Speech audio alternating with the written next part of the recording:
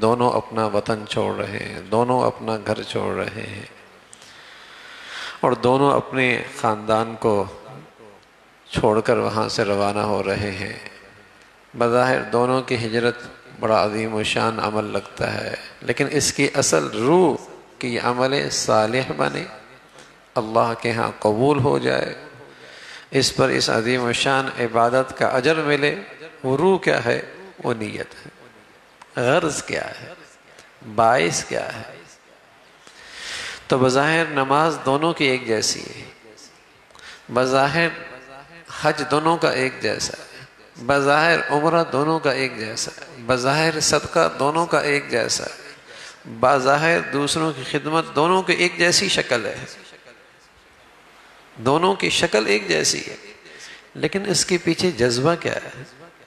اس کے پیچھے نیت کیا ہے؟ باعث کیا ہے؟ یہ بنیادی چیز ہے۔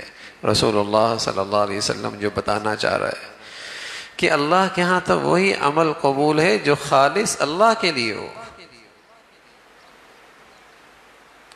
خالص عمل ہی ہو۔ بظاہر اس عمل کی شکل نیک عمل کی طرح ہوتی ہے، بظاہر اس عمل کی شکل نیک عمل کی طرح ہوتی ہے، لیکن یہ روح نہیں پائی جاتی جو نظر نہیں آتی، جو دل کا جذبہ ہوتا ہے، دل کی نیت ہوتی ہے۔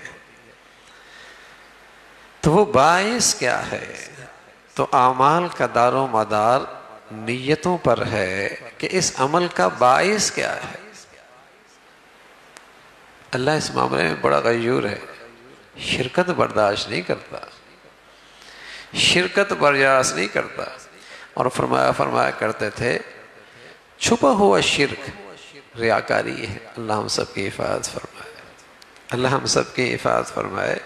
چھپا ہوا شرک ریاکاری ہے کہ جہاں بندہ عزت لینے کے لیے اس عمل میں دوسروں کو شریک کر دیتا ہے، تعریف لینے کے لیے اس عمل میں دوسروں کو شریک کر دیتا ہے، دوسروں کے ہاں مقبول بننے کے لیے، آنکھوں میں نظر آنے کے لیے عمل میں شریک کر لیتا ہے، یا کوئی اور غرض اور کوئی اور چیز باعث بنتی ہے، تو اللہ کا عمل خالص اللہ کے لیے تھا، لیکن اس نے کسی اور کو بیچ میں شریک کر لیا۔ یہ چھپا ہوا شرک ہے۔ تو عمل سے پہلے آدمی یہ دیکھ لے کہ اس کا باعث کیا ہے، درمیان میں بھی اپنی نیت کا جائزہ لیتا رہے کہ غلط جذبہ تو نہیں آیا، عمل کرنے کے بعد بھی کوشش کرے کہ یہ ریاکاری کے نظر نہ ہو جائے۔ بس اوقات شروع ہی میں جذبہ غلط، بس اوقات درمیان عمل میں شیطان اپنا حصہ لے لیتا ہے، اور بس اوقات صحیح جذبے سے عمل کیا، صحیح عمل کیا، لیکن اس کے بعد شیطان اس کا عمل ضائع کرا دیتا اور اس عمل کو ریاکاری کے نظر کر دیتا، تو اللہ کے ہاں اس کی کوئی قیمت نہیں۔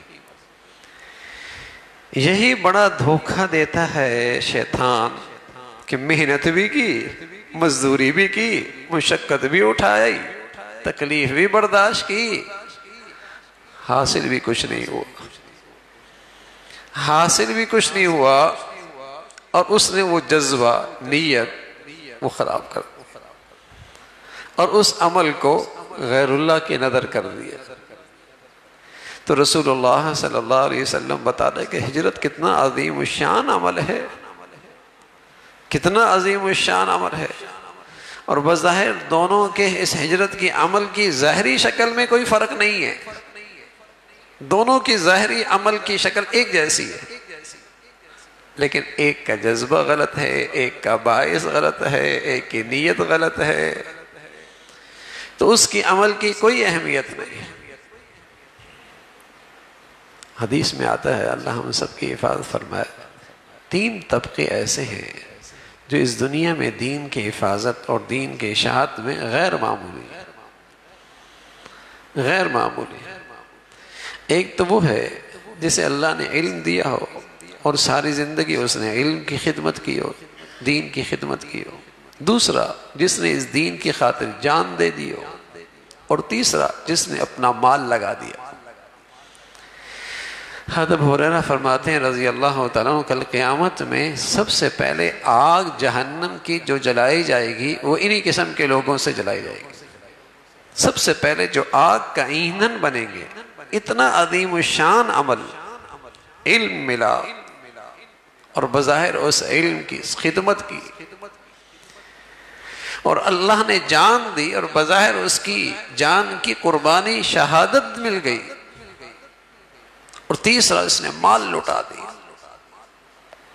تو سب سے پہلے جہنم کی جو آگ ہے اسی سے جلے گی. تو تینوں کو برگواہ خداوندی میں حاضر کیا جائے گا اور اللہ رب العزت اپنے انعام جتلائیں گے، اپنا احسان جتلائیں گے. علم دیا تھا، علم جیسی دولت دی تھی، فرمایا اللہ تیرے دین کی خدمت کی. فرمایا نانا وہ تو سب اس لیے کیا تھا کہ لوگ فلاں کہیں اور فلاں کہیں، وہ کہا جا چکا، وہ کہا جا چکا. لوگوں کی زبانوں پہ تعریفوں کے بند باندھے گئے اور تم یہی چاہتے تھے، وہ ہو چکا، وہ تو ہو چکا. دوسرا شخص، اے اللہ جان تو آپ نے دی لیکن تیری یہ جان بھی تیری راہ میں قربان کر دی. فرمایا اس لیے کہ لوگ بہادر کہیں، لوگ بہادر کہیں، واہ واہ کریں، مجھ سے وہ کہا جا چکا. تیسرا کو اللہ رب العزت اپنا انعام جتلائیں گے، مال دیا، دولت دی. فرمایا اے اللہ تیری راہ میں لٹا دیا. فرمایا وہ تو اس لیے تھا کہ سخی کہیں دنیا، یوں کہنا تختی لگ جائے، نام آ جائے، شہرت ہو جائے، وہ کہا جا چکا، وہ تو لوگوں نے کر دیا. تو رسول اللہ صلی اللہ علیہ وسلم نے فرمایا جہنم کی جو ابتدا ہوگی، جو پہلے ایندھن بنیں گے اس جہنم کے، وہی تین قسم کے نو بنے، تینوں عظیم الشان اعمال. کوئی مثال نہیں ہے دنیا میں ان کے اعمال کی. نیکیوں میں ان نیکیوں کی کوئی مثال نہیں ہے. رسول اللہ صلی اللہ علیہ وسلم فرمایا دنیا میں اگر کوئی آدمی رش کرنے کے قابل ہے تو ایک تو وہ خوش نصیب جسے اللہ نے علم دیا ہے اور زندگی علم کی خدمت میں لگا دی، دین کی حفاظت میں لگا. دوسرا وہ خوش نصیب جسے اللہ نے دولت دے دی اور پھر ساری زندگی دولت اللہ کے دین کے پر خرچ کر دے، یہ قابل رشک ہے. اور رسول اللہ صلی اللہ علیہ وسلم فرمایا کرتے تھے وَدِدْتُ أَنْ أُقْتَلَ فِي سَبِيلِ اللَّهِ، اے اللہ مجھے شہادت چاہیے، اے اللہ مجھے شہادت چاہیے، اے اللہ مجھے شہادت چاہیے. یعنی یہ ایسے غیر معمولی اعمال ہیں، لیکن اللہ حفاظت فرمائے ایسی عظیم الشان نیکیوں کا جذبہ غلط ہو گیا، ایسی عظیم الشان نیکیوں کا جذبہ غلط ہو گیا کہ لوگوں کی زبان پہ تعریف ہو جائے، واہ واہ ہو جائے. اللہ حفاظت فرمائے. بس سچ عرض کر رہا ہوں میرے عزیزو، نیکیاں تو ہو جاتی ہیں لیکن آج خلوص کے ساتھ نیکی ہو جائے. آج جو سب سے بڑا فتنہ ہے نا، سب سے بڑا فتنہ نمائش. دنیا ہی میں عزت چاہتا ہے، سارے جھگڑے یہی ہیں. اگر آپ جتنے جھگڑے دیکھیں گے تو وہ کیا ہے کہ میں سب سے نمایاں ہو جاؤں، میں لوگوں میں زیادہ مقبول ہو جاؤں، میرے پیروکار میرے دائیں بائیں چاہنے والے زیادہ ہو جائیں. سارا مسئلہ یہی ہے. رسول اللہ صلی اللہ علیہ وسلم فرمایا کرتا ہے دو فتنے ایسے ہیں، ایک مال کی محبت اور ایک جاہ کی محبت. یہ وہ ازدہائیں ہیں کہ بھوکا بھیڑیا بکریوں کے ریوڑ میں گھس جائے تو اتنی بربادی نہیں لے کے آتا جتنا آدمی کے دین یہ دو جذبے برباد کرتے. یہ دو جذبے برباد. اور جب اندر یہ جذبہ ہو کہ میں نمایاں ہو جاؤں تو اس کی نیکیوں میں اخلاص مشکل ہو جاتا ہے، اس کے اعمال میں اخلاص مشکل ہو جاتا ہے. میری تو کوئی غرض نہیں، غرض تو بھائی صرف یہ ہے کہ بس اللہ راضی ہو جائے، اللہ راضی ہو جائے. تو رسول اللہ صلی اللہ علیہ وسلم نے اس حدیث میں اپنی امت کو خاص طور پہ جو پیغام اور تلقین فرمائی ہے کہ اللہ کے ہاں تو صرف وہی عمل قبول ہے جو خالص اللہ کے لیے ہو، ورنہ دونوں عمل کی شکل بالکل ایک جیسی، دیکھنے میں دونوں بہت بڑی نیکیاں، لیکن ایک نیکی پکڑ کا ذریعہ ہے، اللہ کی ناراضگی کا ذریعہ ہے۔ کیوں؟ اس میں روح نہیں ہے نیکی کی، وہ اخلاص، باعث وہ نہیں ہے کہ اللہ راضی ہو جائے، وہ پکڑ کا ذریعہ ہے۔ تو عمل سے پہلے بھی یہ جذبہ ہو کہ اللہ راضی ہو جائے، اور دوران عمل بھی اس کی فکر ہو کہ اس میں کوئی ریا نہ آ جائے، اور عمل کے بعد بھی اس کا اہتمام ہو کہیں یہ میری نیکی ریا کے نظر نہ ہو جائے، دکھلاوے کے نظر نہ ہو جائے۔